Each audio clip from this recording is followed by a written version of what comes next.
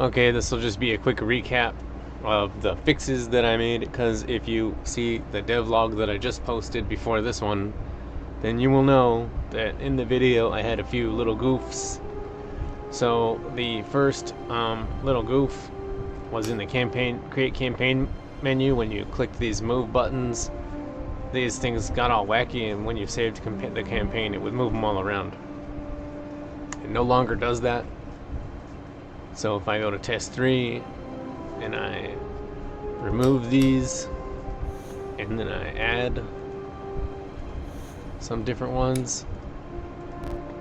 Oops. So here we have these 3 different ones. If I move that up, and you can see that it just moved up, and then if I save it, it just stays the way it is. Or if I move this down like this, and then I save it, it just stays how it is. Now it'll work in that order. The next thing that happened was that if I played a campaign, I think this one, it was the one that has, and it goes to the 2 gimbal hopper. Now you can see that it gives me the correct begin the campaign menu screen. So previously it didn't even work here. I just didn't add the text. I didn't add some items in the inspector for this vehicle. Somehow I clicked past it and did all of them except for this one. So it was getting an error and it was stopping the script.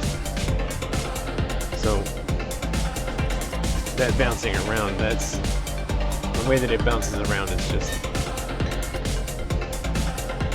it's because the reset location, this landing pad is right where the vehicle normally starts.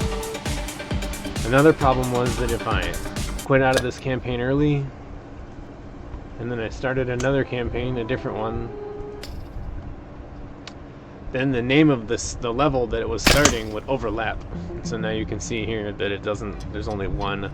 It's not like layering over top of each other. It's properly destroying the game object before moving on to the next one and generating a new game object. It was just, if you quit the campaign prematurely, it was just leaving the old campaign partially running in the background and then starting a whole new campaign on top of that. So that's fixed. And then the final thing is, if I go to the Mooner Cave Explorer, and I go to the, you can see the landing light, even at full blast, is no longer shining on those thruster parts below the main body at all. So I just occluded them from the light generation. So now that light that's generating right there doesn't even affect those the thruster bodies. It does still hit the landing legs. So that won't be the unfortunate. Why isn't my controller working?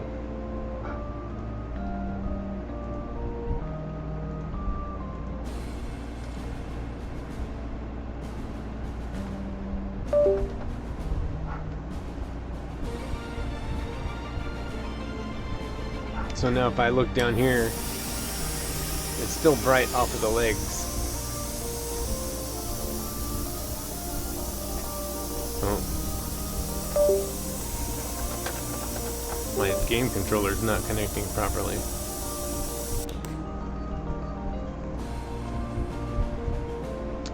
I'm not sure what it is exactly with my game controller, but I feel like the plug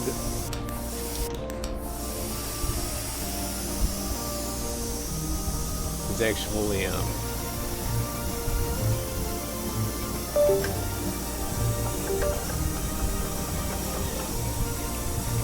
not working correctly.